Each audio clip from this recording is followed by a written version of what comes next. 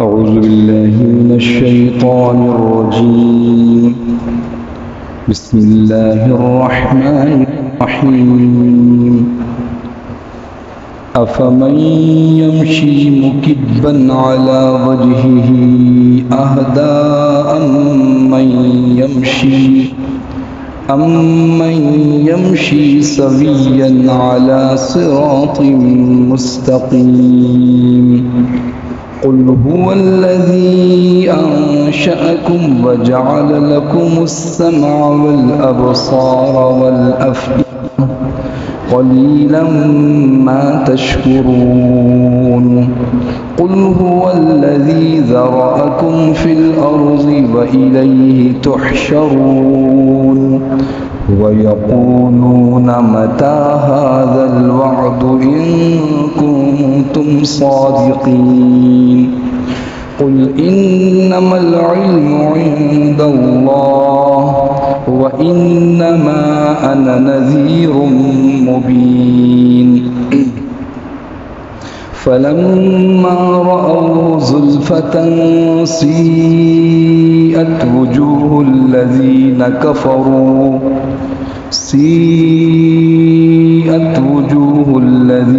كفروا وقيل هذا الذي كنتم به تدعون. قل أرأيتم إن أهلكني الله ومن معي أو رحمنا فمن يجير الكافرين من عذاب أليم. قل هو الرحمن آمنا به وعليه توكلنا فستعلمون من هو في ضلال مبين. قل أرأيتم إن أصبح ماؤكم غورا فمن يأتيكم بماء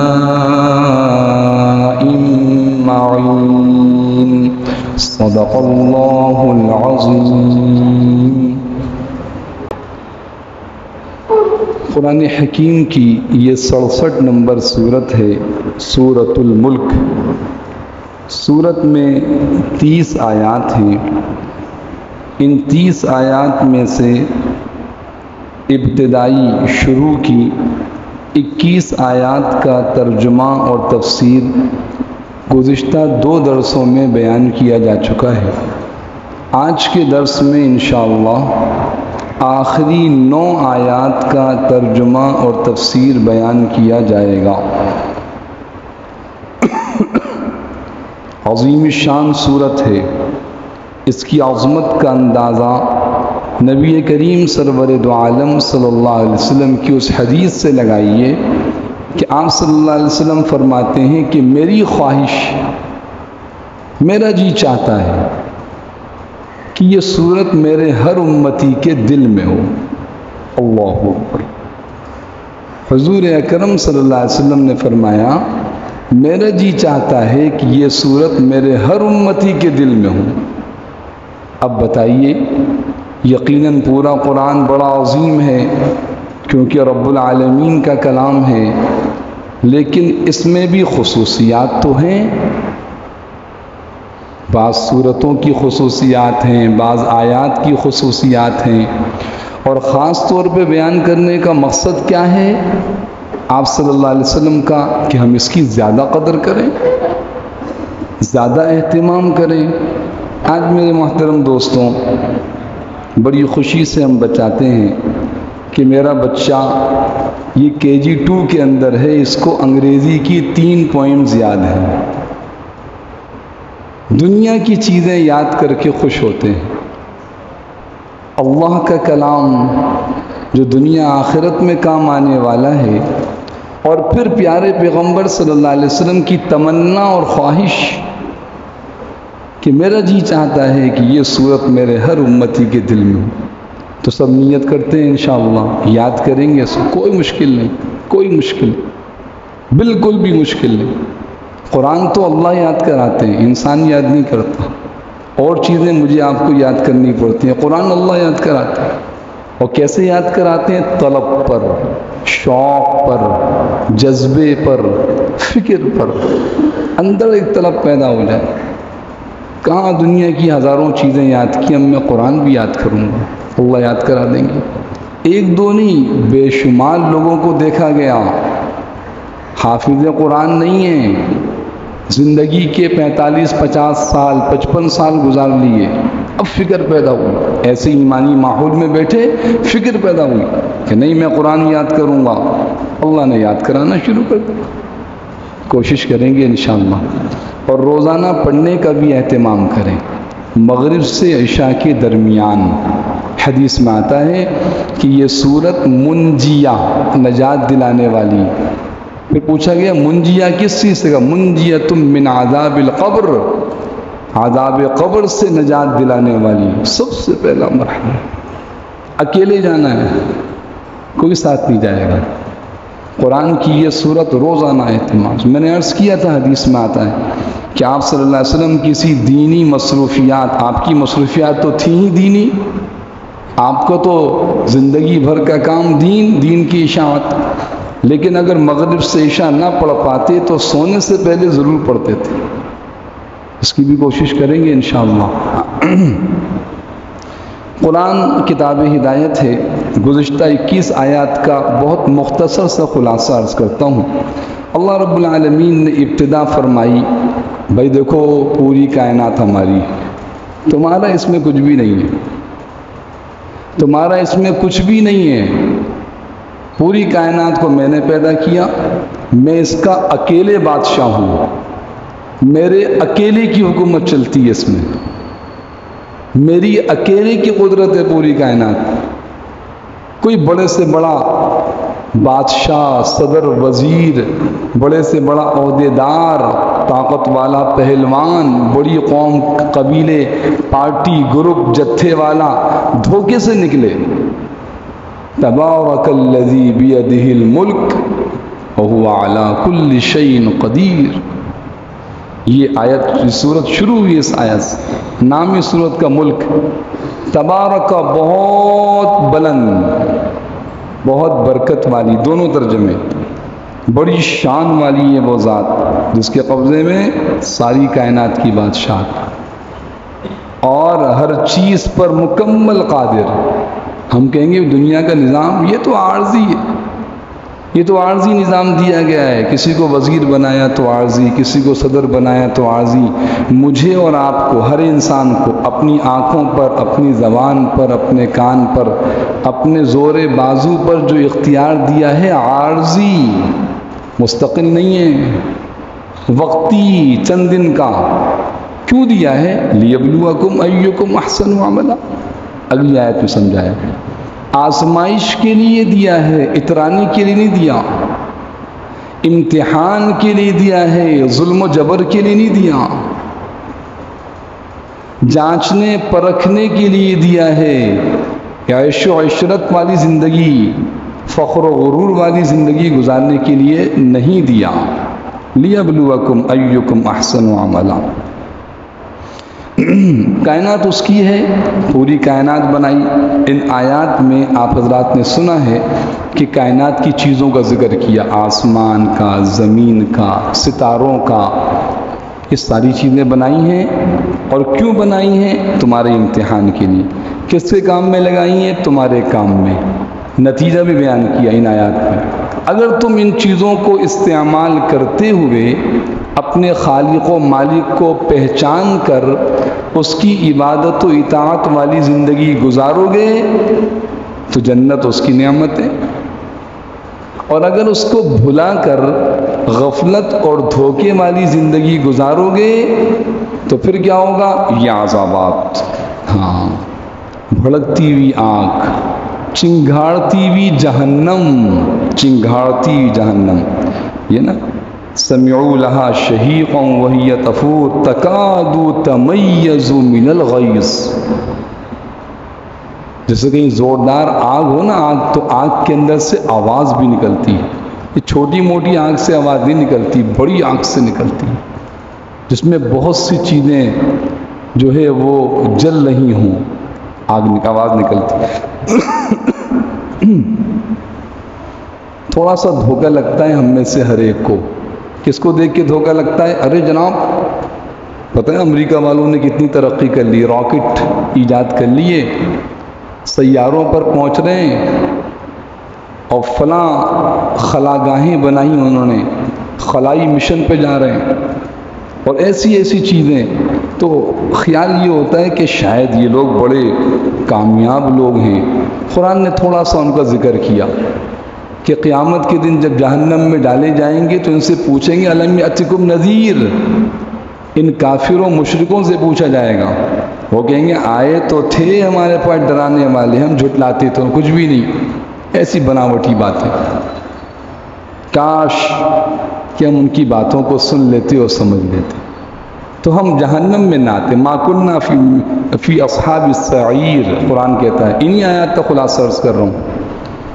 فاعترفوا بذنبہم، اعتراف کریں گے لیکن اعتراف کا فائدہ نہیں ہوگا، کوئی فائدہ نہیں. پھر اس کے بعد بتایا کہ جو اللہ سے ڈریں گے، تقوی والی زندگی اختیار کریں گے، بڑا اجر ہے، گناہوں کی معافی ہے. وہ ذات پھر اپنی قدرت کو بیان کرتی. دیکھو کائنات بنائی ہے، کائنات اس کے قبضے میں ہے، نظر نہیں آ رہا، نظر نہیں آ رہا. نظر آ رہا ہے کہ دنیا میں فلاں سپر پاور طاقت ہے جناب، ورلڈ پاور، پوری دنیا میں ان کی طاقت. اللہ فرمانے اس سے بڑی طاقت سنو. یہ جو آیتیں ہیں نا کہ اَأَمِنْتُم مَّن فِي السَّمَاءِ أَن يَخْسِفَ بِكُمُ الْأَرْضَ، کیا تم اس سے بے خوف ہو گئے کہ آسمان والا جو آسمان میں ہے، من فی السماء جو آسمان میں ہے. مفسرین نے لکھا ہے کہ اللہ کی ذات کو کسی جہت کے ساتھ، کسی سمت کے ساتھ خاص نہیں کیا جا سکتا.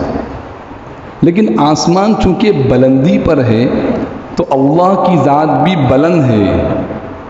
یہ نہیں کہہ سکتے آسمان کے اندر کوئی ایک جگہ ہے جہاں عرش اور کرسی، اللہ کی ذات وہیں تک محدود ہے، ایسا نہیں ہے. یہ ذہن میں رہنا چاہیے. من فی السماء سے مراد آسمان کی بلندیوں، وسعتوں میں، پوری کائنات کے اندر اس کی ذات جہاں چاہے موجود رہتی ہے. اس ذات کی صفت ہی یہ حاضر ناظر، ہر جگہ کو، ہر ایک کو دیکھنے والی، ہر جگہ موجود. تو من فی السماء سے مراد انسان کے ذہن میں بلند چیزوں کی ایک عظمت ہوتی ہے جو آسمان میں ہے. کہ تم بے خوف ہو گئے وہ تمہیں زمین میں دھنسا دے. یہ بڑی بڑی طاقت والے جب رب کا حکم ہوتا ہے زمین پھٹتی ہے، ان کو اندر دھنسا دیتی ہے. تو ان کی ان طاقتوں سے غفلت میں نہ پڑنا، یہ بھی غفلت میں نہ پڑے. کہ ام امنتم من فی السماء ان یرسل علیکم حاصبا، آسمان سے پتھر برسا دے. برسائے تھے قوم لوط پر، بڑے بڑے عذابات، طوفان اب بھی آ رہے ہیں. ایسے بستیوں کی بستیاں مٹ جاتی ہیں، نظر نہیں آتی کہاں گئی. بڑے بڑے ظالم جابر متکبر لوگ نظر بھی نہیں آتے کہاں گئے. بھائی پتہ بھی نہیں چلتا، نام و نشان نہیں ملتا ان کا. تو قرآن میرے محترم دوستوں یہ ہدایت کے راستے ہیں. آپ یوں سمجھیے جیسے کہ کوئی انسان پانی میں ڈوب رہا ہو، کوئی عام انسان نہیں، ہمارا بہت قریبی رشتہ دار. خدا نہ کرے، خدا نہ کرے، خدا نہ کرے، اللہ نہ کرے، ہم سمجھیں میرا بیٹا ڈوب رہا ہے، میرا بھائی ڈوب رہا ہے، ڈوبتا ہوا جا رہا ہے. آپ کیا کریں گے؟ آپ برداشت نہیں کر سکتے. آپ کبھی رسی پھینکیں گے، کبھی ڈنڈا پکڑائیں گے، کبھی ہاتھ پکڑنے کی کوشش کریں گے، کبھی چیخیں ماریں گے، بچاؤ بچاؤ میرا بھائی ڈوب رہا ہے. میں یہ کیفیت عرض کرنا چاہ رہا ہوں، ایک بات سمجھانا چاہ رہا ہوں. آپ کے بس میں نہیں ہوگا کسی دوسرے سے کہیں گے ارے بھائی اس سے کہو اس کو بچائے، یہ ڈوب رہا ہے. میرے محترم دوستوں اگر ان آیات پہ غور کریں، خصوصاً جو آج کے درس کی آیات ہیں، قل قل قل، حضور علیہ السلام آپ ان سے کہیں، آپ ان سے کہیں، آپ ان سے کہیں. یہ کون کہہ رہا ہے؟ اللہ پاک کہہ رہے ہیں. کن سے کہہ رہے ہیں؟ حضور سے. کن کے بارے میں؟ کافروں، مشرکوں، اللہ کے نافرمانوں. ان کو سمجھائیے کیوں کہہ رہے ہیں. اللہ کو محبت ہے اپنے بندوں سے، نہیں چاہتے میرا کوئی بندہ ناکام ہو کیا ہے. یقین جانیے آپ قرآن پڑھیے تو آپ کو اندازہ ہوگا کہ اللہ اپنے ہر بندے کو کامیاب کرنا چاہتے ہیں، بدل بدل کے مختلف طریقوں سے کسی طرح بچ جائے، کسی طرح ناکامی سے بچ جائے۔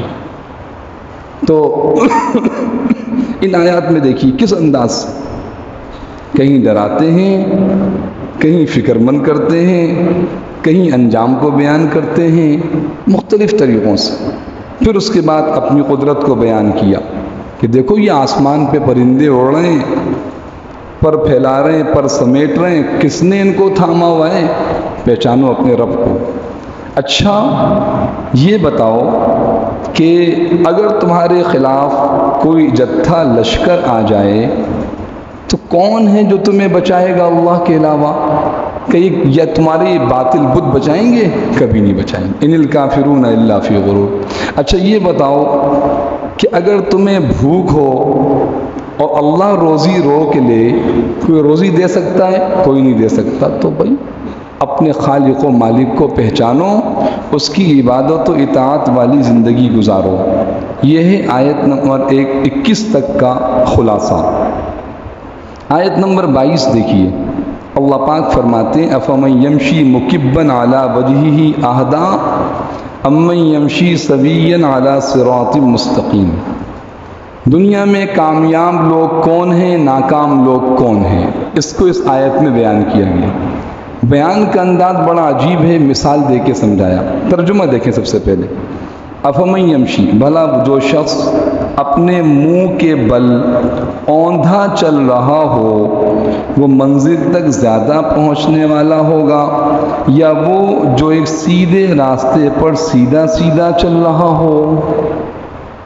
دو آدمی سفر کر رہے ہیں، ایک آدمی لنگڑاتا ہوا، لڑکتا ہوا، گرتا پڑتا ہوا، اس کا راستہ بھی ہموار نہیں ہے، اس کے چلنے کا انداز بھی درست نہیں ہے، اسے اپنی منزل کا بھی پتہ نہیں ہے، وہ پہنچے گا منزل پر؟ یا وہ شخص جو صاف ستھرے راستے پر اور سیدھا سیدھا صحیح طرح چل رہا ہو، منزل کا پتہ ہو اسے؟ یہ مثال دی، اب سمجھیے۔ اوندھے منہ، لڑکتے ہوئے، گرتے پڑتے ہوئے ناہموار راستے پر کون چل رہے ہیں؟ کفار، مشرکین، منافقین، یہود و نصارہ، کافر و فاسق لوگ۔ یقین نہ آئے تو اس حدیث کو دیکھیے، بخاری مسلم کی روایت۔ آپ صلی اللہ علیہ وسلم نے ارشاد فرمایا، سیدنا انس بن مالک رضی اللہ تعالیٰ فرماتے ہیں قیامت کا دن ہوگا اور اللہ پاک کفار، مشرکین، اہل جہنم کو حکم دیں گے ان کو منہ کے بل گھسیٹ کے جہنم میں داخل کرو۔ تو میدان محشر سے جہنم تک کا سفر یہ پاؤں پہ چل کے نہیں جائیں گے بلکہ منہ کے بل جائیں گے۔ جب یہ بات آپ صلی اللہ علیہ وسلم نے بیان، یعنی آدمی منہ کے بل چل، ہم پاؤں پہ چلتے ہیں، وہ منہ پہ چل رہے ہوں گے، گرتے پڑتے، ذلت کے ساتھ، خواری کے ساتھ۔ صحابہ نے کہا اے اللہ کے رسول، منہ کے بل آدمی کیسے چلے گا؟ سوال سنیے صحابہ کا، صحیح روایت کے اندر موجود۔ اے اللہ کے رسول، منہ کے بل انسان کیسے چلے گا؟ کسی کو دیکھا ہی نہیں ہم نے آج تک منہ کے بل چلتا۔ آپ صلی اللہ علیہ وسلم نے فرمایا، جواب سنیے، کہا کہ دیکھو جس اللہ نے پاؤں میں طاقت دی ہے چلنے کی، وہی اللہ کل قیامت کے دن ان کے منہ کو اس قابل بنا دے گا کہ منہ کے بل چلیں گے۔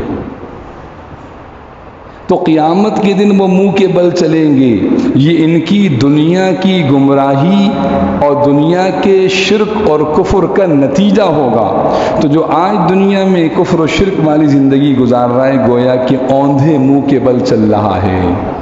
اب ترجمہ دیکھیے، افمن یمشی، یہ جو حمزہ ہے شروع میں استفہام کے لیے، کیا؟ افمن، وہ شخص، یمشی، مشا یمشی، جو چلتا ہو، کیسا چلتا ہو؟ مکبن، اوندھا، علی وجہہ، منہ کے بل، اوندھا منہ کے بل چل رہا ہو، یعنی گویا کہ دنیا کے اعتبار سے کہہ لیجئے کہ گرتا پڑتا لڑکتا ہوا راستہ بھی ہموار نہیں، کچھ پتہ نہیں اس کو کہاں جانا ہے، یہ پہنچے گا منزل پہ؟ کبھی نہیں پہنچے گا۔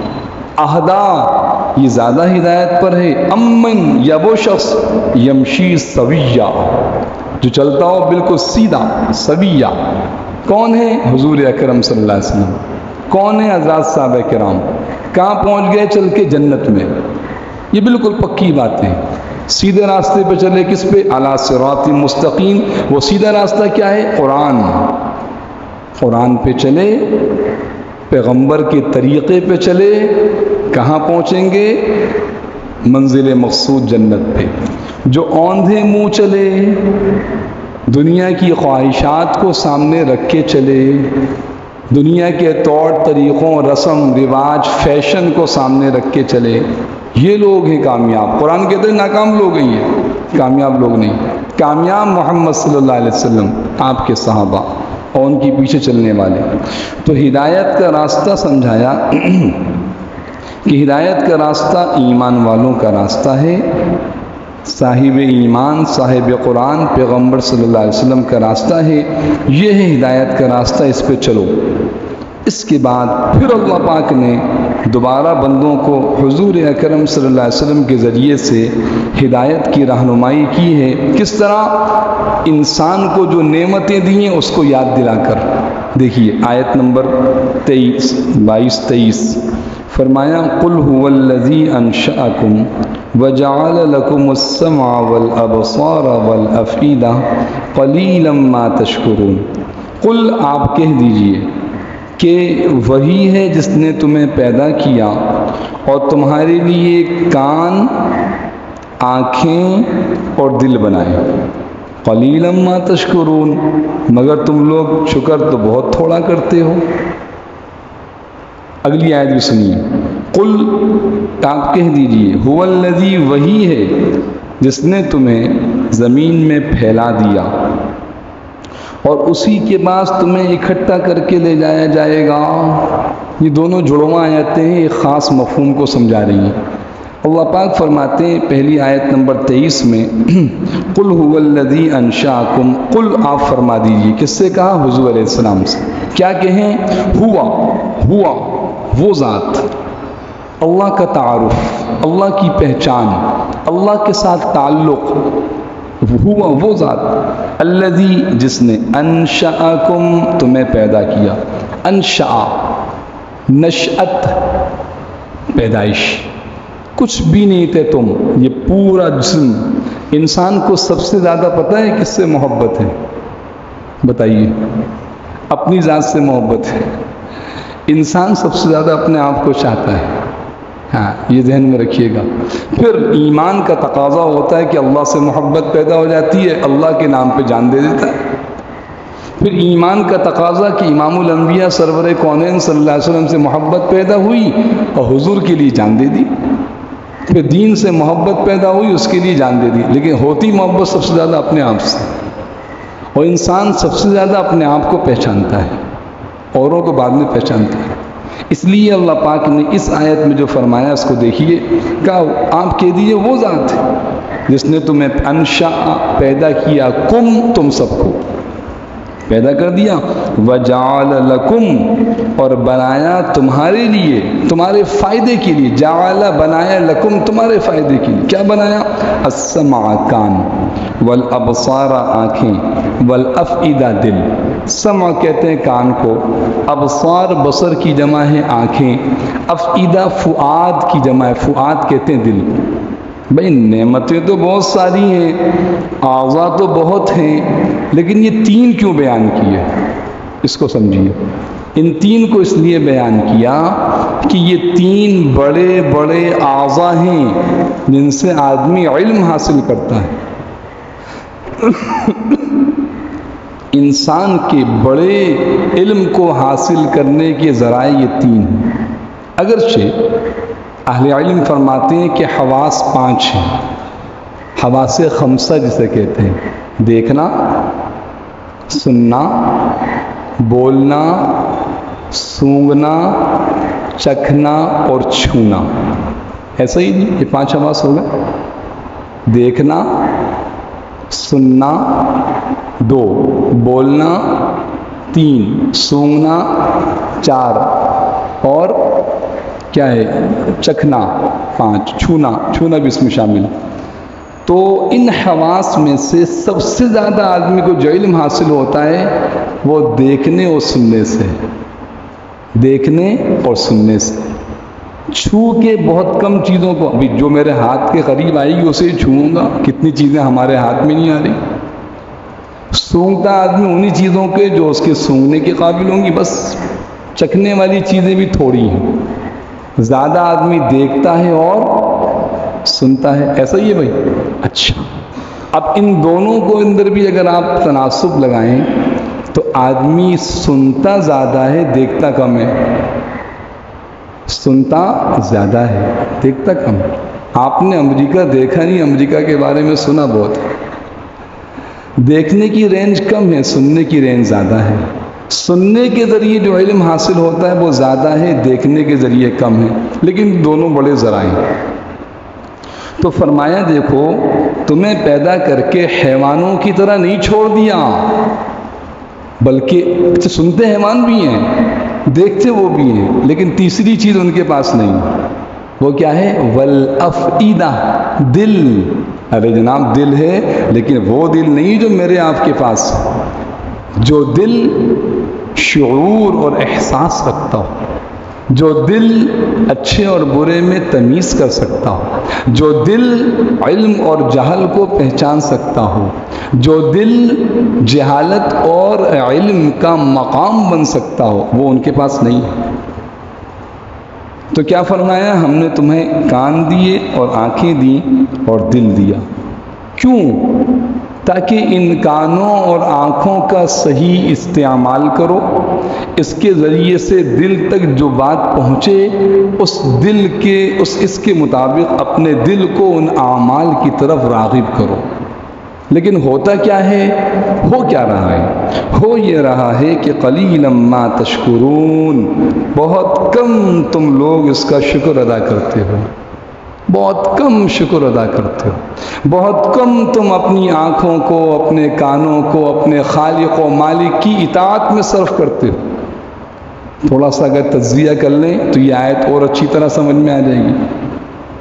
میری عمر 42-43 سال ہے، میں جب سے پیدا ہوا ہوں پہلے دن سے میں ان آنکھوں سے دیکھ رہا ہوں، ان کانوں سے سن رہا ہوں، اس دل سے اپنا شعور، احساس و ادراک کر رہا ہوں۔ ایسا ہی جی، آپ سب بھی اس پہ غور کریں۔ اب یہ سوچئے کہ میں کتنا ان آنکھوں کو، ان کانوں کو، اس دل کو اپنے خالق و مالک کی پہچان، اس کے احکام کو سیکھنے اور اس کی عبادت و اطاعت کے کاموں میں استعمال کر رہا ہوں۔ میں تھوڑا سا اور آسان کر دوں، 30-40 سال کس کو یاد رہتے ہیں؟ آج صبح سے دیکھ لیں، صبح سے جو میری آنکھ کھلی، میری آنکھیں بھی صبح سے صحیح کام کر رہی ہیں، آپ حضرات کی بھی الحمدللہ۔ صبح سے ہم کانوں سے بھی صحیح سن رہے ہیں، دل بھی صحیح کام کر رہا ہے۔ اب یہ دیکھیں صبح سے لے کے اب تک تقریباً 2:15 بج رہے ہیں، میں نے ان آنکھوں کو کتنا اللہ کی عبادت و اطاعت میں استعمال کیا اور کتنا اللہ کی نافرمانی میں استعمال کیا۔ قلیلا ما تشکرون، یہ اللہ کا شکوہ ہے بندوں سے، یہ اللہ کا گلہ ہے بندوں سے۔ کیوں گلہ ہے؟ کیا اس کی بادشاہت میں کمی آ رہی ہے؟ نہیں جناب، ہمارا نقصان ہو رہا ہے۔ اس کی بادشاہت میں کمی نہیں آ رہی اگر میں نے آج فجر کی نماز نہیں پڑھی، اگر میں نے آج قرآن کی تلاوت نہیں کی، اگر میں نے آج اللہ کا ذکر نہیں کیا، اگر میں نے آج اپنی آنکھوں کو حرام اور ناجائز چیزوں کو دیکھنے سے نہ بچایا، اس کی بادشاہت میں بھی فرق ہو، میرا نقصان ہو رہا ہے۔ تو سوچیں صبح سے لے کے اب تک انہی 3 نعمتوں کو جو بڑے ذرائع ہیں ہدایت و گمراہی کے، ہدایت بھی یہیں سے ملتی ہے، گمراہی بھی یہیں سے ملتی ہے۔ ایسا ہی ہے، گمراہ بھی آدمی انہی چیزوں سے ہو رہا، آنکھوں سے، کانوں سے، دل سے۔ اور یقین جانیے، بعض اوقات یہ بات اس لیے عرض کرتا ہوں تاکہ حقیقت سمجھ میں آئے، جتنا ہم قرآن کو پڑھ اور سمجھ رہے ہیں نا، کچھ زیادہ نہیں، کچھ تھوڑے سے غیر مسلم ایسے ہیں، یہود و نصارہ، جن کو مستشرق کہا جاتا ہے، جن کو لگایا گیا اس کام کے اندر کہ مسلمانوں کے قرآن کو پڑھیں، حدیث کو پڑھیں، پیغمبر صلی اللہ علیہ وسلم کی سیرت. آپ کو ایسے لوگ ملیں گے، ہم انہیں ذرا دوسرے لفظوں میں کہہ دیتے ہیں ارے بھائی یہ فلاں کیمبرج یونیورسٹی کے اندر جو ہے وہ ادیان کے اندر ماسٹرز کر رہے ہیں، ادیان، مختلف مذاہب. آپ کیا کر رہے ہیں؟ جی میرا موضوع جو ہے میں اسٹڈی کر رہا ہوں، ریسرچ کر رہا ہوں مذاہب کی، ساری دنیا کے مذاہب. یہ غیر مسلم قرآن و سنت کو پڑھتے ہیں، یہ آیت وہ بھی پڑھتے ہیں، ان کے پاس ایمان نہیں ہے، وہ مسلمانوں کے ہمدرد و خیرخواہ نہیں ہیں. ان کو یہاں سے وہ چیزیں معلوم ہوتی ہیں کہ انسانیت کی ہدایت و گمراہی کے راستے کیا ہیں. یہاں سے انہیں معلوم ہوا کہ دیکھنا اور سننا یہ ہدایت کا ذریعہ ہی، کیونکہ اس کا اثر ڈائریکٹ دل پہ پڑتا ہے. آپ قرآن دیکھیں، یقین جانیے، آپ عظمت سے قرآن کو دیکھیں، آپ کے دل میں ایک نور محسوس ہوگا، ایک سرور، ایک سکون محسوس ہوگا. نعوذ باللہ ثم نعوذ باللہ، صرف مثال سمجھانے کے لیے دے رہا ہوں. کوئی مرد کسی عورت، نامحرم عورت کو دیکھے اور بے حیا قسم کی تصویر کو دیکھے، کیونکہ مستورات بھی سن رہی ہیں اس لیے سمجھانے کے لیے عرض کر رہا ہوں، جدید میڈیا عام ہو چکا ہے. کوئی عورت کسی نامحرم مرد کو دیکھے، کسی بے حیا مرد کو دیکھے، میں قسم کھا کے کہہ سکتا ہوں کہ اس کا اثر دل پہ ضرور پڑے گا. کوئی غلط بات تو نہیں کی بھائی، کوئی غیر واقعی بات کی ہو کہ ایسا نہیں ہوتا ہوں، صاحب پتہ نہیں اپنی طرف سے باتیں کر رہے ہیں. اثر دل پہ ضرور پڑے گا. قرآن کہہ رہا ہے، ضابطہ بیان کیا. سمع، ابصار، سمع، سنیے، کان سے آپ قرآن کریم کی تلاوت سنیں. قاری صاحب بہت عمدہ آواز، آپ یقین جانیں ہو نہیں سکتا کہ اس خوبصورت تلاوت کا اثر آپ کے دل میں سکون پیدا نہ کرے، ناممکن، ہو نہیں سکتا. اور کان سے آپ گانا سنیے، کان سے آپ فحش باتیں سنیے، اس کی گندگی، غلاظت کا اثر دل پہ نہ ہو، کیسے ہو سکتا؟ اس لیے اہل باطل نے محنت کی ہے، ہماری آنکھوں کو بھی ناپاک کر دیا، کانوں کو بھی ناپاک کر دیا، تاکہ دل میں ہدایت کی بات نہ آئے. آج مسلمان کے دل پہ اثر کیوں نہیں ہو رہا؟ وجہ یہ ہے قرآن کی ایک آیت عجیب ہے. تو کیا فرمایا؟ جعل لکم السمع والابصار. دل تو بادشاہ ہے، بادشاہ پہ تسلط غیر کا ہوگا تو یقیناً اس کے فیصلے بھی ایسے ہی ہوں گے. ٹھیک ہے، تو بادشاہ فاسق و فاجر ہوگا، کافر و مشرک ہوگا تو اس کے فیصلے بھی ویسے ہی ہوں گے. بادشاہ مؤمن ہوگا، بادشاہ تقوی والا ہوگا تو اس کے فیصلے بھی ویسے ہی ہوں گے. قرآن ہمارے دل کو بنانا چاہتا ہے. کیا فرمایا؟ وَجَعَلَ لَكُمُ السَّمْعَ وَالْأَبْصَارَ وَالْأَفْئِدَةَ قَلِيلًا مَا تَشْكُرُونَ. یہ نعمتیں رب نے تمہیں دی ہیں، تم بہت کم شکر کیا ہے؟ ان کا صحیح استعمال. میں نے عرض کیا دور نہ جائیے، آج صبح سے اب تک دیکھیے تمام جتنے حاضر مرد احباب ہیں، تمام مستورات جو میری آواز سن رہی ہیں، غور کریں، قرآن ہمیں اس کی دعوت دے رہا ہے. آج صبح سے لے کے اب تک میں نے ان نعمتوں کا کیا استعمال کیا؟ اللہ پاک کا یہ فرمان قلیلا ما تشکرون صحیح نہیں ہے کہ ہم ان کا استعمال صحیح نہیں کریں. آج سے نیت کر لیں، اپنی آنکھوں کو استعمال کریں گے اللہ سبحانہ و تعالیٰ کی معرفت اور دین کو سیکھنے کے لیے. کان کا استعمال، ہر اس چیز سے آنکھوں کانوں کو بچائیں گے. یہ بڑے ذرائع ہیں دل پر اثر کرنے.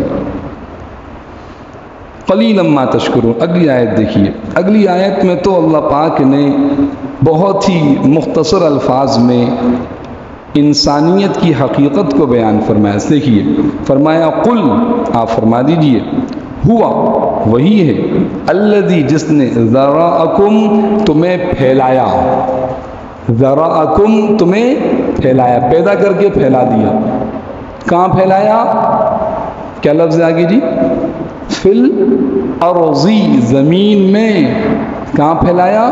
زمین میں. او جناب، جہاں سے سورج نکلتا ہے مشرق، اس کا آخری ملک فیجی آئی لینڈ، وہاں بھی انسان پائے جا رہے ہیں. زمین انسان ہے، زمین انسان. سمندر کے اندر انسان، پہاڑوں میں انسان، ذرأکم فی الارض، کیونکہ اکثر یہ زمین پر ہے اس لیے فی الارض فرمایا۔ اچھا جی، اب یہ پھیلی بھی انسانیت لگ رہی کہ چلتی رہے گی اسی طرح، یہ دنیا اسی طرح چلتی رہے؟ کہا نہیں جناب، وَإِلَيْهِ تُحْشَرُونَ، اور اسی کی طرف تحشرون، تمہیں اکٹھا کر کے لے جایا جائے گا۔ بہت جلد وقت آنے والا ہے، وہ رب زمین کو لپیٹ دے گا، انسانوں کو سمیٹ دے گا، سب اکٹھے ہو کے اس کے سامنے میدان محشر میں کھڑے ہوں گے۔ بات واضح ہو رہی جی؟ ہاں، یہ پھیلی ہوئی دنیا آپ کو دھوکے میں نہ ڈالے، یہ پھیلے ہوئے نقشے آپ کو غفلت میں مبتلا نہ کریں۔ قرآن کا اعلان سنیے، قُلْ هُوَ الَّذِي ذَرَأَكُمْ فِي الْأَرْضِ، کہہ دیجئے کہ وہی ہے جس نے تمہیں زمین میں پھیلایا، وَإِلَيْهِ تُحْشَرُونَ، اور اسی کی طرف تم سب اکٹھا کر کے لے جائے جاؤ گے۔ آیت مکمل ہوئی، اگلی آیت نمبر 25 کو دیکھیے۔ یہ آیت قرآن کریم میں کئی مرتبہ آئی، وَيَقُولُونَ مَتَى هَذَا الْوَعْدُ إِن كُنتُمْ صَادِقِينَ، ترجمہ دیکھیے۔ اور یہ لوگ کہتے ہیں اگر تم سچے ہو تو بتاؤ یہ وعدہ کب پورا ہوگا۔ اور یہ لوگ کہتے ہیں اگر تم سچے ہو تو بتاؤ یہ وعدہ کب پورا ہوگا۔ وَيَقُولُونَ، اور کہتے ہیں، یقولون جمع کا صیغہ ہے، یقولو ایک آدمی، یقولون بہت سارے لوگ۔ کون مراد ہے؟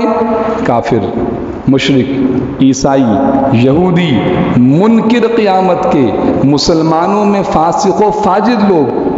آج ایسے مسلمان آپ کو ملیں گے، ارے مولوی صاحب کہاں کی باتیں کر رہے ہیں آپ؟ لوگ چاند پر پہنچ گئے، امریکہ نے اتنی ترقی کر لی اور آپ ابھی تک انہی قصوں میں پڑے ہوئے، نعوذ باللہ ثم نعوذ باللہ۔ اور یقین جانی یہ وہی لوگ ہیں جو صرف امریکہ اور یورپ، یہود و نصارہ کے گن گاتے ہیں، بس کرنا انہوں نے کچھ نہیں۔ اگر آپ قرآن کو بھی نہیں سمجھ رہے، اگر آپ دین پہ بھی عمل نہیں کر رہے، دنیا کی ترقی کر لیں، ایسا ہو نہیں سکتا۔ کائنات کے پیدا کرنے والے نے طے کر دیا، مسلمان ایمان کے بغیر کبھی ترقی نہیں کرے گا۔ تو یقولون کہتے ہیں، متا کب، ھذا الوعد یہ وعدہ پورا ہوگا۔ متا کب ھذا الوعد، کون سا وعدہ؟ الیہ تحشرون، تم سب اسی کی طرف اکٹھے کر کے لے جائے جاؤ گے۔ پیچھے فرمایا تھا آیت نمبر 15 میں، وَإِلَيْهِ النُّشُورُ، اسی کی طرف تمہیں اٹھایا جانا، یعنی موت کے بعد قیامت، جنت جہنم۔ ارے بھائی کب پورا ہوگا؟ یعنی گویا کہ ہونا ہوانا کچھ نہیں، سب بناوٹی باتیں۔ تو یہ سوالات سابقہ انبیاء سے بھی کیے گئے، آپ صلی اللہ علیہ وسلم سے بھی ہوئے۔ مشرکین، منافقین اس قسم کی باتیں کیا کرتے تھے، تو اللہ نے ان کا قول نقل کیا، وَيَقُولُونَ، اور یہ کہتے ہیں، مَتَى هَذَا الْوَعْدُ، کب ہوگا یہ وعدہ پورا، إِن كُنتُمْ صَادِقِينَ، اگر تم سچے ہو تو یہ وعدہ پورا کرو، قیامت قائم کرو، جنت دوزخ لے آؤ۔ جواب سنیے آیت نمبر 26، قل، آپ فرما دیجئے، انما العلم، اس کا علم کہ قیامت کب آئے گی، اس کا علم عند اللہ، اللہ کے پاس۔ یہ نہیں کہ کوئی غیر یقینی چیز ہے، یقینی بات، اس پوری کائنات کا نظام یقیناً ختم ہوگا، یقیناً کائنات ختم ہوگی اور قیامت آئے گی، لیکن کب آئے گی اس کا علم عند اللہ، اللہ کے پاس۔ آپ سمجھیے یہ مکی آیت ہے، نبی کریم سرور دو عالم صلی اللہ علیہ وسلم کے مدینہ منورہ کی طرف ہجرت سے پہلے نازل ہوئی، تو کم سے کم 1450 سال تو ہو چکے نا بھائی، 1445 ہجری چل رہا ہے، تو 1450 سال ہو گئے۔ 1450 سال پہلے آپ صلی اللہ علیہ وسلم نے ارشاد فرمایا، حضور نے فرمایا میرے بعد قیامت ہے۔ تو میرے محترم دوستوں، سچی بتائیے، سوچئے، اب ہم قیامت سے قریب ہو رہے ہیں، دور ہو رہے ہیں؟ قریب ہو رہے ہیں۔ اس آیت کے نازل ہونے کے 1450 سال کے بعد یہ آیت پڑھ رہے ہیں، تو ہم 1450 سال تو ویسی قیامت سے قریب ہو گئے جی۔ تو کہ انما العلم عند اللہ، اس کا علم تو اللہ کے پاس ہے، میرے ذمہ کیا ہے؟ حضور فرما رہے ہیں وَإِنَّمَا أَنَا نَذِيرٌ مُبِينٌ، وَإِنَّمَا، اور میں تو بس صاف صاف طریقے پر خبردار کرنے والا ہوں، وَإِنَّمَا، اور بے شک میں، انا میں، انما بے شک، انا میں، نذیر ڈرانے والا، خبردار کرنے والا، مبین کھلم کھلا، میرا کام سمجھانا اور ڈرانا ہے۔ میں تمہیں بتا رہا ہوں کہ قیامت آئے گی تو آئے گی، کب آئے گی؟ مذاق نہ اڑاؤ، مذاق نہ اڑاؤ اس کا، انکار نہ کرو اس کا، آنا یقینی ہے۔ آگے سنیے اب یہ قیامت کا منظر اللہ پاک نے بیان فرمایا، جب قیامت آ جائے گی، جہنم بھی سامنے آ جائے گی، اور جہنم کا فیصلہ ان کافروں مشرکوں کے لیے ہوگا، تو پھر کیا ہوگا؟ فلما، آیت نمبر 26 دیکھیے، فلما رأوہ زلفتن، جب وہ اس قیامت کے عذاب کو پاس آتا دیکھ لیں گے تو کافروں کے چہرے بگڑ جائیں گے، اور کہا جائے گا یہی ہے وہ چیز جس کو تم مانگا کرتے تھے، یہ ہے وہ جس کو تم کہتے تھے نا کب آئے گی، یہ آ گئی، تم کہتے تھے نا کب آئے گی، یہ آ گئی قیامت، یہ ہے قیامت۔ یعنی انداز دیکھیے اللہ رب العالمین کا، گویا کہ قیامت کے اس منظر کو کھینچ دیا ہے کہ میدان محشر قائم ہے، یہی متی ھذا الوعد کہنے والے موجود ہیں، اور ان کے لیے جہنم کا فیصلہ ہوا، اور ان کو جہنم کی طرف لے جایا جا رہا ہے، تو کیا حالت ہوگی ان کی؟ چہرے سیاہ، ذلت چھائی ہوئی، جس کو قرآن نے کہا سیئت، بگڑے ہوئے چہرے۔ ایک آدمی کو آگ میں پھینکا جا رہا، اس کے چہرے کی کیفیت کیا ہوگی؟ اس کی پریشانی اور غم کی حالت کیا ہوگی؟ کا قریب لے جائیں گے، وقیلا، اور کہیں گے یہی ہے، ہاذا یہ ہے، کنتم بھی تدعون، تم مانگتے تھے نا، یہ آ گئی۔ اب ترجمہ دیکھیے لفظی، فلما، پس جب، پس کا ترجمہ کر رہا ہوں فلما کے فا کا، پس جب، رأو، وہ مشرک کافر دیکھیں گے، رأو ہو، اس جہنم کو، اس عذاب کو، اس وعدے کو، زلفتن، زلفا، زلفا کے معنی قریب، پاس، قریب، بالکل قریب، ابھی تو نظر نہیں آ رہی، غیب میں سامنے دیکھیں گے، سیئت، سا سے سیئت، بگڑ جائیں گے، وجوہ، چہرے، وجہن ایک چہرہ، وجوہ بہت سارے چہرے، وجوہ سے مراد کافروں کے چہرے، جہنمیوں کے چہرے، الذین کفروا، ان لوگوں کے جنہوں نے کفر کیا تھا، چہرے بگڑ جائیں گے، وقیلا، اس وقت اور کہا جائے گا، ھذا، یہ، الذی، وہ عذاب ہے، یہ وہ وعدہ ہے، کنتم بہ تدعون، جس کو تم مانگا کرتے تھے، کنتم بہ تھے، تدعون مانگتے تھے، تم کہتے تھے نا کب آئے گا، یہ آ گیا ہے، یہ عذاب آ گیا ہے۔ تو قیامت، اس کے بعد جہنم اور اس کے عذابات یقینی ہیں، بچنے کا راستہ آج ہے، جب تک یہ سانس چل رہی ہے ہم جہنم سے بچاؤ کا سامان کر سکتے ہیں بھائی، یہاں سانس نکلی اور سارے معاملات ختم، ساری مہلت ختم۔ تو بتائیے کتنا پیارا قرآن ہے جو ہمیں ہمیشہ ہمیشہ کی ہلاکت سے بچاتا ہے۔ تو کوشش کرنی چاہیے نہیں کرنی چاہیے؟ صرف اپنی ذات سے، اپنے گھر والوں کو بھی، کہ میں پسند کروں گا کہ میں تو جنت میں خوش و خرم جا رہا ہوں اور میری بیوی جہنم میں جا رہی ہے؟ کیا خواتین، عورتیں، کیا کوئی عورت یہ پسند کرے گی کہ میں تو نیک اعمال کروں، جنت میں جاؤں، میرا بیٹا جہنم میں جائے، میرا بھائی جہنم میں جائے، میرا شوہر جہنم میں جائے؟ میری پڑوسن جس سے میرا بڑا تعلق ہے، میرا دوست جس کے ساتھ میں صبح شام اٹھتا بیٹھتا ہوں، جس کی تکلیف کو میں اپنی تکلیف سمجھتا ہوں، جس کے ساتھ میں راتوں کو اسپتال میں جاگتا ہوں، کہ میں اسے جہنم میں جاتا دیکھ سکتا ہوں؟ قرآن کو سمجھیں دوستو، قرآن پیغام ہے، تو اس لیے یہ پیغام اپنے ان سارے ساتھیوں کو سنائیں۔ یہ ہفتے کا درس کوئی روٹین کی چیز نہیں ہے، ایک رسم بنا لی ہے کہ مسجد میں درس قرآن ہو جائے، ہرگز مقصد یہ نہیں۔ مقصد تو ایک ایسی فکر پیدا ہو جائے، صحیح علم حاصل ہو، ہدایت و گمراہی کو سمجھیں، باہر جو باطل کی آندھیاں چل رہی ہیں، جو بے دینی کا سیلاب بہہ رہا ہے، اس میں اپنے آپ کو بچائیں، اوروں کو بچائیں، کوشش کریں گے انشاءاللہ۔ ہاں، ایمان اللہ نے ہمیں دیا ہے، قرآن کو سمجھیں اور اعمال صالحہ لیبلوکم ایکم احسن عملا، سب سے بڑا بہترین عمل 5 وقت کی نماز، سب سے زیادہ نقصان پہنچانے والی زبان و آنکھ ہے۔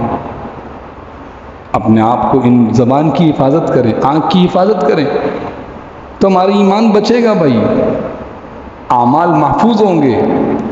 ساری دنیا کا باطل محنت کر رہا ہے، میں نے بھی عرض کیا، انشاء لکم السمع والابصار والافئدہ، کہ اس کو غلط استعمال کروا لیں، اور آپ کے سامنے تفصیل میں جانے کی ضرورت ہے۔ تو قرآن کہہ رہا ہے کہ نہیں، جہنم، قیامت، عذابات یقیناً ہوں گے، اور تم دیکھو گے اس وقت کیا ان کے چہرے بگڑ رہے ہوں گے، کیا برا حال ان کا ہو رہا ہوگا، اور ان کو مزید آج خدا نخواستہ کسی آدمی کا ایکسیڈنٹ ہو جائے، نوجوان لڑکا ہے، ون ویلنگ کرتا تھا، کیا کرتا تھا؟ One wheeling. میں مثالیں اس لیے دیتا ہوں تاکہ کچھ سمجھ میں آئے آج کل کے اعتبار سے بھی۔ قرآن کی مثالیں بڑی عظیم ہیں، بعض اوقات نہیں سمجھ میں آتی، ذرا اور آسانی کے لیے۔ ون ویلنگ کرتا تھا، لوگوں نے کہا بھائی نہیں کرو، اللہ کے بندے ہڈیاں ٹوٹ جائیں گی۔ ایک مرتبہ بیچارے کا حادثہ ہو گیا، پاؤں کی ہڈی ٹوٹ گئی، سر پھٹ گیا، ٹانکے آ گئے۔ تھا ہمارا پڑوسی، ہمارا کزن، ہمارا رشتہ دار۔ تو کچھ لوگ ایسے بھی ہوتے ہیں جو کہتے ہیں ہاں ہم نے کہا تھا نا، اب دیکھو چکو مزہ اس کا، کہتے ہی نہیں کہتے، ہم نے تمہیں روکا تھا نا، اب دیکھو اب آیا مزہ اس کا، ہم تمہیں سمجھاتے تھے تم مانتے نہیں تھے، اب دیکھو تمہارا کیا ہو رہا ہے۔ لیکن بھائی اس کا سر پھٹا ہوا صحیح ہو جائے گا، اس کی ٹوٹی ہوئی ہڈی جڑ جائے گی، لیکن ایمان کے بغیر کوئی دنیا سے چلا گیا تو اب اس کے بچاؤ کا کوئی راستہ نہیں۔ تو قرآن یہ وہی اسلوب، وقیل ھذا الذی کنتم بہ تدعون، یہ ہے وہ جہنم، یہ ہے وہ قیامت، یہ ہے وہ روز محشر جس کو تم مانگتے تھے نا، لے آؤ متی ھذا الوعد، یہ آ گیا۔ دیکھو آیت نمبر 28، آیت نمبر 28 کو سمجھنے کے لیے تھوڑا سا میں پس منظر عرض کروں گا۔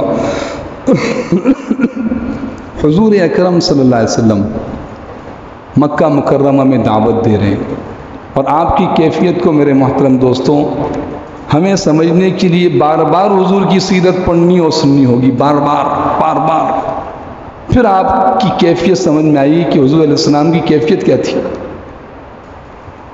کیسے دن رات کا غم تھا، کیسے گھلتے تھے، پریشان رہتے تھے، عجیب کیفیت تھی۔ تو اس کیفیت پر یہ 13 سال کم سے کم مکہ مکرمہ میں اس کیفیت کے ساتھ گزرے ہیں۔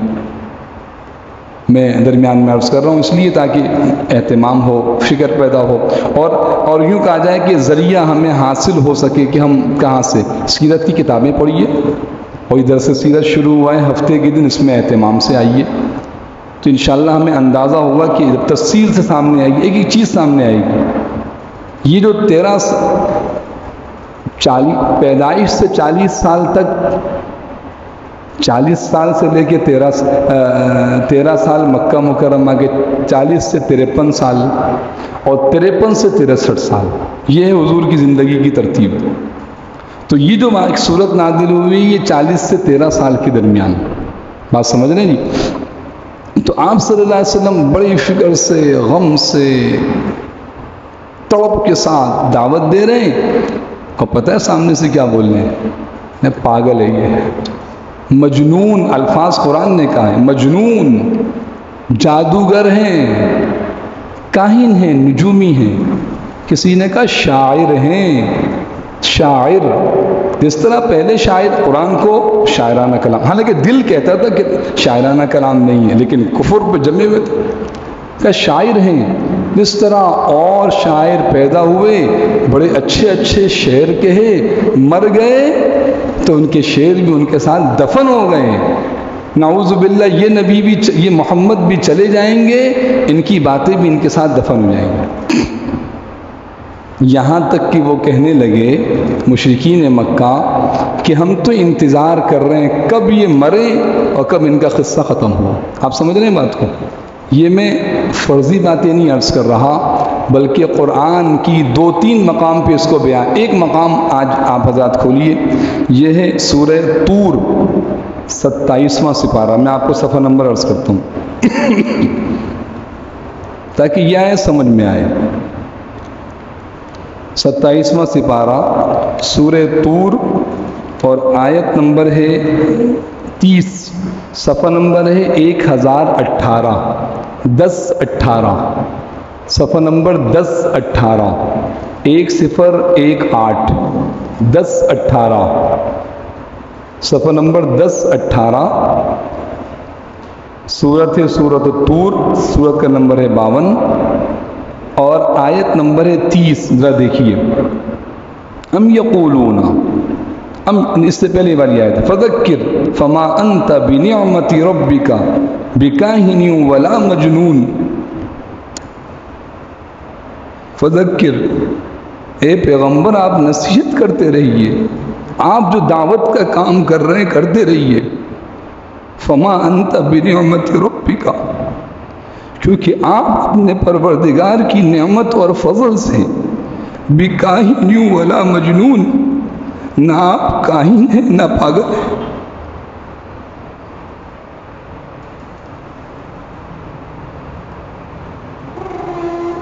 آپ دعوت دیتے رہیں، جو آپ کو پاگل کہہ رہے ہیں نا، آپ پاگل نہیں ہیں۔ جو آپ کو جادوگر کہہ رہے ہیں، آپ جادوگر نہیں ہیں۔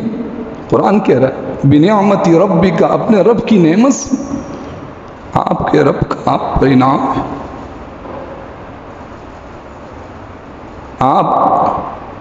آپ سارے انسانوں میں سب سے افضل ہیں، آپ پاگل نہیں ہیں، آپ کاہن نہیں ہیں۔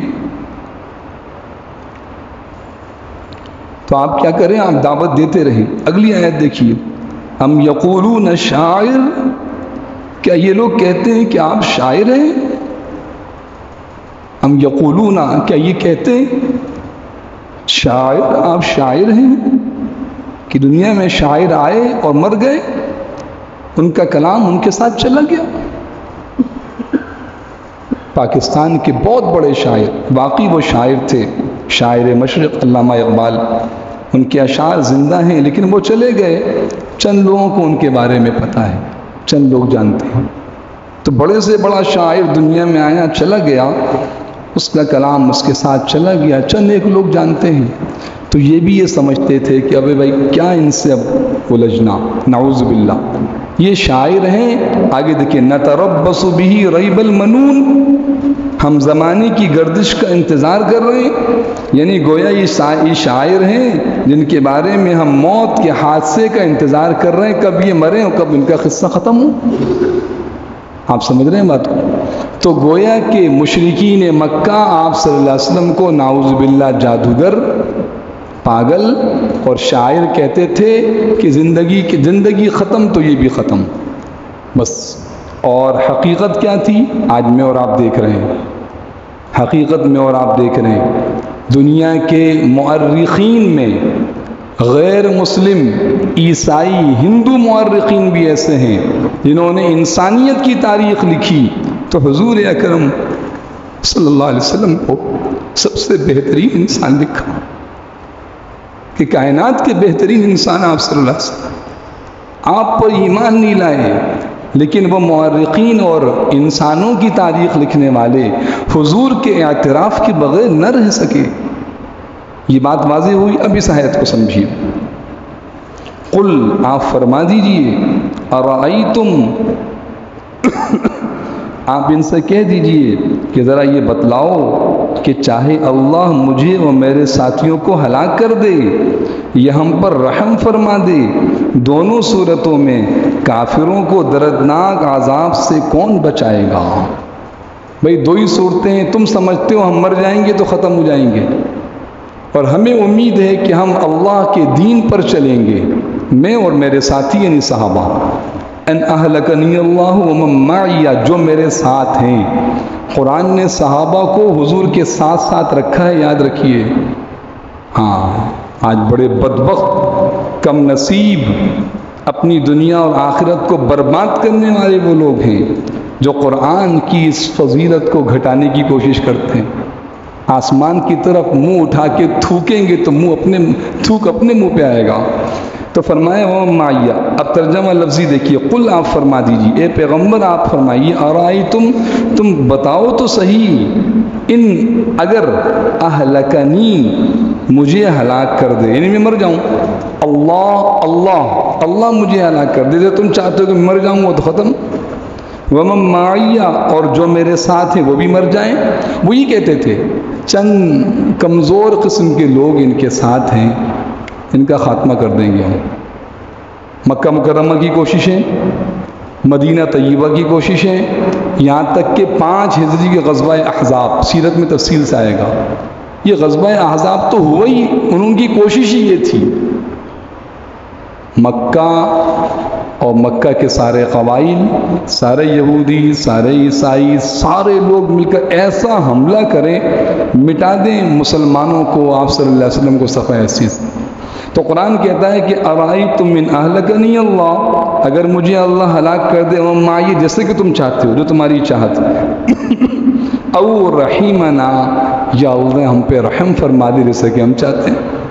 ہم تو دین پہ عمل کر رہے ہیں، اللہ ہم پہ رحم فرمائے، ہماری ان دینی محنتوں کوششوں کو قبول فرمائے، اور یہ دین چلتا رہے قیامت تک.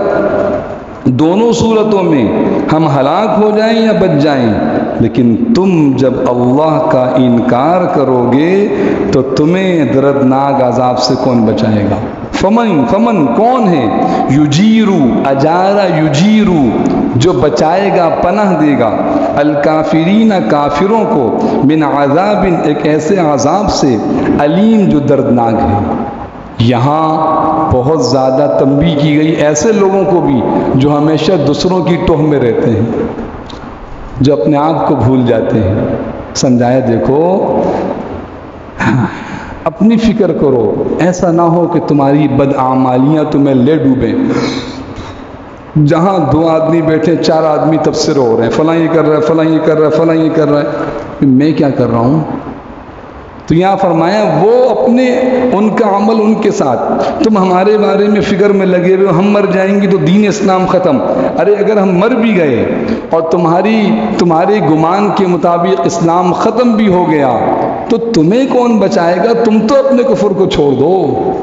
یہ ہے پیغمبر کی رحمت امت کے لیے کہ وہ پیغمبر کو ہلاک کرنا چاہ رہے ہیں اور پیغمبر ان کی ہدایت کی فکر کر رہے ہیں. ٹھیک ہے جی، تو یہ بات سمجھ میں آ گئی بھائی. قل ارائیتم من اہلکنی اللہ ومن معی او رحمنا فمن یجیر الکافرین من عذاب علیم. اللہ اکبر. آیت نمبر 29. قل هو الرحمن آمنا به وعلیہ توکلنا فستعلمون من هو فی ضلال مبین. ترجمہ دیکھیے. کہہ دو کہ وہ رحمان ہے، ہم اس پر ایمان لائے ہیں اور اسی پر ہم نے بھروسہ کیا ہے، چنانچہ عنقریب تمہیں پتہ چل جائے گا کون ہے جو کھلی گمراہی کے اندر مبتلا ہے. مکی صورت ہے. مسلمانوں کی جماعت، قربانیاں، مشقتیں، تکلیفیں، اپنوں کی تکلیفیں، غیروں کی تکلیفیں، ہر قسم کی، لیکن ایمان کے ساتھ جڑے، دین کو سینے سے لگائے ہوئے، دین نہیں چھوڑے، سب کی مخالفت برداشت، دین نہیں چھوڑے. تو یہاں اللہ پاک کی طرف سے فرمایا گیا کہ قل آپ فرما دیجیے هو الرحمن، وہ رحمان ذات ہے. هو الرحمن، وہ رحمان ذات ہے، وہ مہربان ذات ہے۔ آمنا بھی، ہم اس پر ایمان لے آئے ہیں۔ اب ہم اس پر ایمان لے آئے تو اس کا نتیجہ کیا ہوگا کہ اللہ ایمان والوں کو جہنم کے عذاب سے بچائے گا۔ تو یہ ایمان ہمیں موت کے بعد کے عذابات سے بچائے گا۔ دیکھیے آمنا بھی وعلیہ توکلنا، دنیا آخرت کے مسائل کا حل اس میں ہے، ذرا غور کیجیے گا اس آیت میں، یہ ایسی نہیں ہے۔ ہاں ہم پریشان رہتے ہیں کہ کیا کریں مسئلے کا حل کا، سب سے پہلے اصل تو آخرت کی زندگی ہے، وہاں بچت کا ذریعہ ایمان ہے بھائی۔ کوئی سکہ نہیں چلے گا سوائے ایمان کے، کوئی چیز کام نہیں آئے گی سوائے ایمان کے۔ آنکھ بند ہوتے ہی کام آنے والی چیز صرف اور صرف ایک، یہ ایمان۔ اب بتائیے کتنی محنت کرنی چاہیے اس کے اوپر، کتنا بچانا چاہیے اس کو۔ آپ آزاد پڑھ چکے ہیں، والنازعات غرقا والناشطات نشطا۔ نازعات کون ہوں گے؟ کافر مشرک۔ ناشطات کس کے لیے؟ ایمان والوں کے لیے، یعنی روح نکلنے کے وقت کے ساتھ ہی جو کام آئے گا ایمان۔ قبر میں پہلا سوال ایمان، میدان محشر میں تقسیم ایمان، جہنم سے نکالو جس کے پاس ایمان ہو۔ تو کیا کہا؟ ہوا الرحمن، وہ ذات بڑی مہربان۔ رحمان کا لفظ میرے محترم دوستوں بڑی امیدیں بندھاتا ہے، بڑی امیدیں۔ کتنا رب کو ناراض کر چکے ہو، ہوا الرحمن، وہ رحمان ہے۔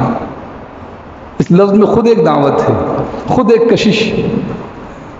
جی میں نے تو سر جھکا کے سوچا ایسے ایسے گناہ کیے، پتہ نہیں ہوا الرحمن۔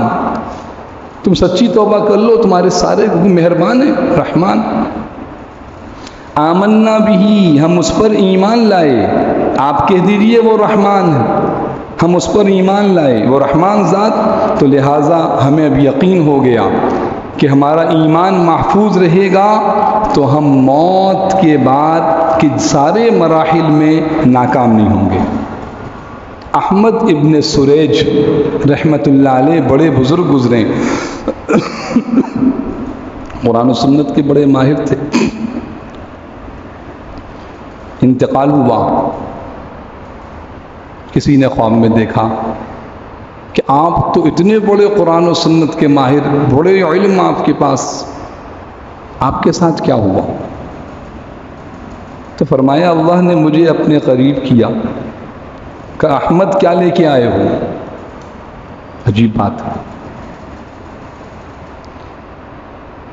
تو راتیں عبادت میں گزرتی تھیں، دن علم میں گزرتا تھا، کسی چیز کا ذکر نہیں کیا۔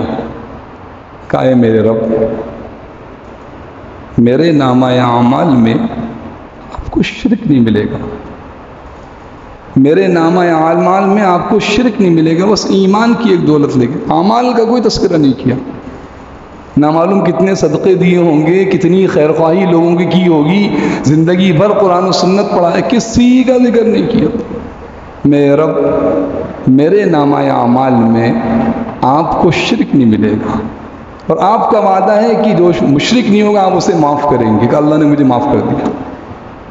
ایمان، آمنا بھی، یہ بات واضح ہو گئی۔ وعلیہ توکلنا، اور اسی پر ہم نے بھروسہ کیا۔ حضرت تھانوی رحمۃ اللہ علیہ نے عجیب بات لکھی، علیہ توکلنا، فرمایا علیہ توکلنا، جو صحیح معنوں میں اللہ پر بھروسہ کر لیتا ہے، صحیح معنوں میں قرآن و سنت کی تعلیمات کے مطابق، صبح سے لے کے شام تک گھر پہ سو رہے ہیں، کیوں جی ہم اللہ پہ بھروسہ ہے، اس کو بھروسہ نہیں کہتے بھائی، بھروسہ کو سمجھنا چاہیے۔ تو صحیح معنوں میں اللہ پہ، یعنی جو اسباب جائز و حلال اسباب دنیا کے ہر کام کے وہ اختیار کیجیے۔ آپ بیمار ہیں، دوا دیجیے، آپ لیٹے رہیں کہ نہیں اللہ ٹھیک کرے گا، یہ بات۔ ہاں یہ الگ بات ہے کہ آپ کے بس میں ہے محلے کے ڈاکٹر سے دوا لینا، کوئی ضروری نہیں کہ آپ آغا خان کے ڈاکٹر سے دوا لیں جا کے، جی وہ بڑے اچھے ڈاکٹر کو دکھانا ضروری ہے۔ دوا آپ لیجیے اپنی استطاعت کی، جتنی آپ کی طاقت ہے، دعا اللہ سے مانگ، بھروسہ اللہ پہ کریں، صبح سے شام تک محنت کیجیے، جو اللہ نے روزی دی ہے نیک اعمال کریں، گناہوں سے بچیں، اس میں برکت ہوگی۔ تو وعلیہ توکلنا، عجیب بات حضرت تھانوی فرماتے ہیں کہ اور اسی پر ہم نے بھروسہ کیا، جو اللہ پر صحیح معنوں میں بھروسہ کرے گا اللہ دنیا میں اس کو مشکلات سے بچائیں گے، دنیا میں اس کو پریشانیوں سے بچائیں گے، ایک بات۔ اور دوسری بات، آنے والی پریشانیاں جو اس کے مقدر میں ہیں، اس توکل کی برکت سے اس پہ صبر عطا فرمائیں گے۔ اور کیا چاہیے؟ توکل کی برکت سے ناگہانی آفت سے بچے گا انسان، کیونکہ اللہ پر بھروسہ کیا، اور جو اللہ پر بھروسہ کر لیتا ہے اللہ اس کے لیے کافی ہو جاتے۔ وَمَن يَتَوَكَّلْ عَلَى اللَّهِ فَهُوَ حَسْبُهُ، جو اللہ پہ بھروسہ کرے اللہ اس کے لیے۔ تو اللہ پر بھروسہ کریں گے تو مشکلات سے بچیں گے، اللہ پر بھروسہ کریں گے آنے والی بیماری تکلیف پر صبر، استقامت، حوصلہ یہ اللہ دیں گے۔ اور جو بھروسہ اللہ پہ نہیں کرے گا، کبھی دائیں کبھی بائیں، کبھی ادھر کبھی ادھر، تو میرے محترم دوستوں پھر مشکلات بھی آتی جائیں گی، پریشانیوں کے دلدل میں پھنستا چلا جائے گا۔ تو جواب دیا کہ هو الرحمن آمنا به، وہ رحمان ذات اس پر ہم ایمان لائے، لہذا آخرت اس کی مصیبتوں سے اللہ ہمیں بچائیں گے۔ وعلیہ توکلنا، اسی پر ہم نے بھروسہ کیا، دنیا کی مصیبتوں سے بچیں گے۔ فستعلمون من هو فی ضلال مبین، چنانچہ ان قریب تمہیں پتہ چل جائے گا کون کھلی گمراہی کے اندر ہے۔ فستعلمون، ان قریب تم جان لوگ، اے کافروں، مشرکوں، بے دینوں، من ہوا، کون ہے وہ، فی ضلال، جو گمراہی میں ہے، مبین، کھلی۔ گمراہی سے مراد کون کامیاب ہے کون ناکام ہے، کون جیتا کون ہارا۔ عربی زبان کا ایک شاعر ہے، وہ کہتا ہے کہ ابھی غبار چھایا ہوا ہے۔ کیا چھایا ہوا ہے؟ غبار، اندھیرا، غبار چھایا ہوا ہے۔ جب یہ غبار چھٹے گا تو پتہ چلے گا کہ کون جیتا کون ہارا۔ فَسَوْفَ تَرَىٰ إِذَا انْكَشَفَ الْغُبَارُ، یہ شاعر کا شعر ہے۔ أَفَرَسٌ تَحْتَ رِجْلِكَ أَمْ حِمَارُ، جب یہ غبار ان قریب چھٹ جائے گا پتہ لگے گا گھوڑے پہ سوارتے گدھے پر، کامیاب ہوئے ناکام ہوئے، دنیا کی ساری سلطنت لے کے کامیاب ہوئے حضرت سلیمان علیہ السلام، دنیا کی ساری سلطنت لے کے ناکام ہو گئے فرعون و شداد، حامان، قارون۔ جی تو کامیابی اور ناکامی کا مدار ایمان، اعمال صالحہ۔ آخری آیت، قل ارائیتم ان اصبح ماؤکم غورا فمن یأتیکم بماء معین، آپ فرما دیجئے اب یہ بتلاؤ، ذرا یہ بتلاؤ کہ اگر کسی صبح تمہارا پانی نیچے کو اتر کر غائب ہو جائے تو کون ہے جو تمہیں چشمے سے ابلتا ہوا پانی لا کر دے دے۔ یہ آیت، اس میں سوال و جواب کا انداز بڑا عجیب ہے۔ تمہارا بھروسہ اللہ کے غیر پر، ان بتوں پر، ان کو اللہ کے ساتھ شریک ٹھہراتے ہو، اور تم یقین کرتے ہو کہ اس بت پرستی والی، کفر و شرک والی، فسق و فجور والی، اللہ کی نافرمانی والی زندگی گزار کے تم کامیاب ہو جاؤ گے۔ ارے اس دھوکے سے نکلو، آخرت کی کامیابی، جہنم کے عذاب سے بچانا ان بتوں کے بس میں نہیں ہے۔ تم کس دھوکے میں پڑے ہوئے ہو؟ ان بڑے بڑے حالات سے یہ بت تمہیں نہیں بچائیں گے۔ دنیا کی ایک چھوٹی سی مثال لے لو، وہ مثال یہ ہے، عرب کی سرزمین ہے اور یہ ابتدائی آیتیں وہیں نازل ہوئی ہیں، مکہ المکرمہ کا دور چل رہا ہے، پانی ویسے کم ملتا ہے۔ کہاں سے ملتا ہے؟ کوئی چشمہ، کوئی کنواں، تالاب، بارش ہوئی تو پانی جمع ہو گیا۔ یہ جو پہاڑی علاقے ہوتے ہیں عام طور پر پانی وہاں بہت جلدی نہیں نکلتا، بہت گہرائی سے نکلتا ہے۔ تو کھود کے جب کافی 100 فٹ، 200 فٹ، 300 فٹ پانی نکلا، اب یہ پانی نہ ہو تو زندگی نہیں۔ کہا دیکھو یہ جو پانی ہے تمہارا، تم صبح اٹھو جس کنویں سے تم پانی لیتے ہو، دیکھو کہ اس کنویں میں پانی نہیں ہے۔ کہاں چلا گیا؟ نیچے۔ تم نے کھودا اور نیچے چلا گیا، اور کھودا اور نیچے، اور کھودا اور نیچے۔ تو اتنا سا پانی جو تمہاری ضرورت کی چیز ہے، اگر اللہ اس کو نیچے لے کے چلا جائے، کون ہے اس کو اوپر لے کے آئے گا؟ جب پانی تمہارے معبود لے کے نہیں آ سکتے تو جہنم کا عذاب کیسے دور کر سکتے ہیں؟ تمہاری دنیا آخرت کی دیگر حاجتیں کیسے پوری کر سکتے ہیں؟ تو لہٰذا تم ان معبودان باطلہ سے منہ موڑ کر تم اللہ کی نافرمانی اور فسق و فجور کو چھوڑ کر ایک اللہ کی طرف رجوع کرو۔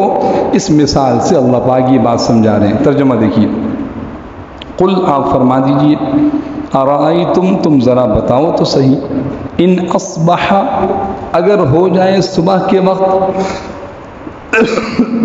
کسی صبح تم اٹھے اور تم نے دیکھا ماؤکم تمہارا پانی غوراً نیچے تہ میں اتر کر غائب ہو جائے، پانی نہیں ہے، فمن یاتیکم کون ہے جو لائے گا تمہارے پاس، بمائن پانی، معین ابلتا ہوا صاف ستھرا نتھرا پانی کون لے کے آئے گا؟ کوئی بھی نہیں۔ اچھا، اس کو مانتے تھے مشرکین مکہ کہ آسمان سے جو بارش ہو رہی ہے یہ ہمارے معبود نہیں، ہاں یہ ان کی ہم پرستش کریں گے، یہ اللہ سے سفارش کریں گے، یہ ان کا عقیدہ تھا، ورنہ آسمان زمین کو اللہ نے پیدا کیا مانتے تھے۔ کہ ایسا ہے تو پھر ان بتوں کے ذریعے سے تم ایک پانی کا مسئلہ حل نہ کرا سکو تو تمہارے دنیا آخرت کے مسئلے کیسے حل کریں گے؟ لہٰذا تم اپنے خالق و مالک کو پہچانو اور اپنے رب کی عبادت کرو، اللہ کی نافرمانی سے بچو۔ تو یہ آخری آیت پھر دیکھیے، قل آپ فرما دیجئے، ارائیتم تم یہ بتاؤ تو صحیح، ان اصبحا اگر کسی صبح ماؤکم تمہارا پانی غوراً گہرائی میں چلا جائے، گہرائی میں چلا جائے، فمن یاتیکم کون ہے جو لے کے آئے گا، بماء معین ابلتا ہوا چشمہ، تو معلوم اللہ کے علاوہ کوئی نہیں۔ آپ اس وقت اگر چاروں طرف نگاہ دوڑائیں، دیکھیں تھوڑی دیر گفتگو کریں پیاس لگ جاتی ہے، پیاس لگتی ہے، اور اگر پانی نہ ملے تو کیا ہوگا؟ 1 گھنٹہ 2 گھنٹہ 6 گھنٹے 8 گھنٹے، ہر ایک آدمی کی اپنی ایک لیمٹ ہوگی، کوئی 10 گھنٹے بعد، کوئی 15 گھنٹے بعد، کوئی 24 گھنٹے بعد، کوئی 28 گھنٹے بعد پیاس کے مارے مر جائے گا۔ یقینی بات ہے، یقینی بات ہے، پانی نہیں ملے گا مر جائے گا انسان۔ اس پانی کے سارے نظام کو اللہ نے چلایا ہے۔ آسمان سے جو پانی اترتا ہے، برستا ہے، پہاڑوں پر کہیں جمایا، کہیں جو کنویں ہیں ان کنووں کی صورت میں، تالاب کی صورت میں، کہیں زمین کے اندر اسٹور کر دیا، ہم بورنگ کر کے اس کو کھود کے نکالتے ہیں، دریاؤں کی صورت میں، نہروں کی صورت میں، چشموں کی صورت میں، چشمے سخت پتھر کی چٹان پھٹتی ہے اس میں سے چشمہ نکلتا ہے۔ تو میرے محترم دوستوں، یہ پانی کا سارا نظام جس سے انسان کی بقا ہے، ورنہ انسان باقی، یہ وہ انسان جو اللہ کی نافرمانی میں نعوذ باللہ اللہ کے سامنے کھڑا ہوتا ہے، اس آیت کے ذریعے سمجھایا جا رہا ہے کہ تم اپنا ایک مسئلہ اس کے بغیر حل نہیں کر سکتے، تو تم کیوں اس سے منہ موڑ کے زندگی گزار رہے ہو؟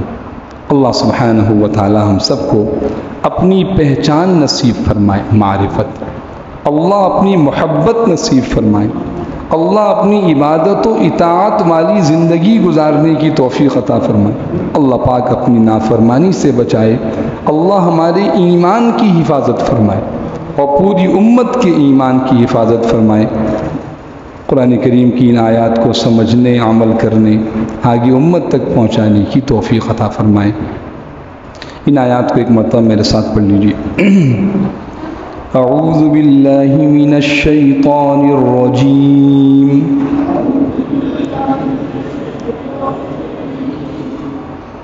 بسم اللہ الرحمن الرحیم، افمن یمشی مکبا علی وجہہ اہدی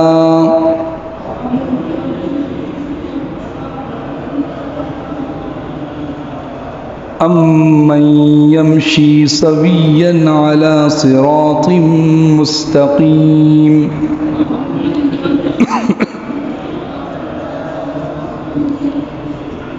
قل هو الذی انشأکم وجعل لکم السمع والابصار والافئدہ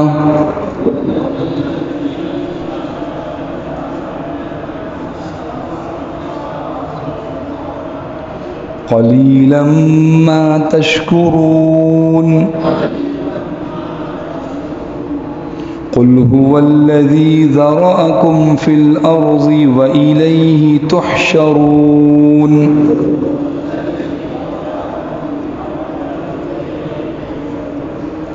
وَيَقُولُونَ مَتَى هَذَا الْوَعْدُ إِن كُنتُمْ صَادِقِينَ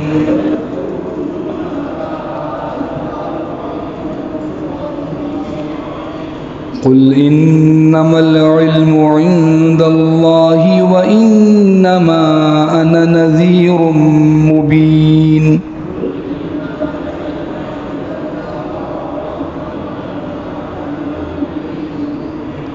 فَلَمَّا رَأَوْهُ زُلْفَةً سِيئَتْ وُجُوهُ الَّذِينَ كَفَرُوا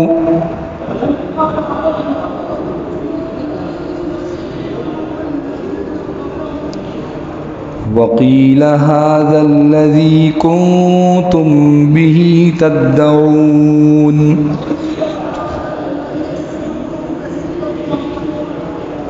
قُلْ أَرَأَيْتُمْ إِنْ أَهْلَكَنِيَ اللَّهُ وَمَن مَّعِيَ أَوْ رَحِمَنَا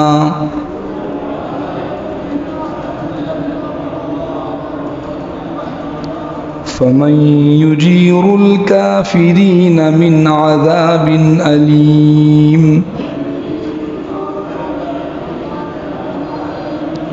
قُلْ هُوَ الرَّحْمَنُ آمَنَّا بِهِ وَعَلَيْهِ تَوَكَّلْنَا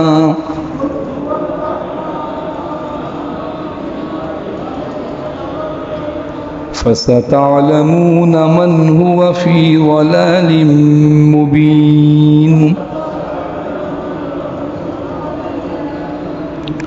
قُلْ أَرَأَيْتُمْ إِنْ أَصْبَحَ مَاؤُكُمْ غَوْرًا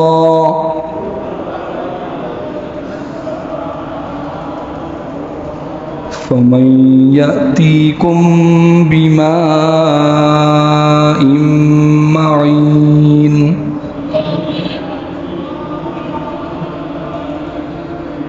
صدق اللہ العظیم۔ اس آیت جو 30ویں آیت ہے، اس کے بارے میں بعض احادیث میں یہ بھی آتا ہے کہ جب اس آیت کو ہم پڑھیں تو آخر میں کہیں اللہ رب العالمین۔ کیا مطلب اس کا؟ آپ کہہ دیجئے کون ہے؟ کسی صبح اگر تمہارا پانی اندر چلا جائے تو کون نکال کے لائے گا؟ تو ہم جواب میں کہیں گے اللہ رب العالمین، کیونکہ اللہ نے ہمیں ایمان کی دولت سے نوازا ہے۔ ہم کہیں گے بھائی پانی تو اللہ ہی نکالتے ہیں، اللہ رب العالمین۔ تو اس کی تلاوت میں آخر میں یہ ایک مرتبہ کہنا مستحب اور بہتر ہے۔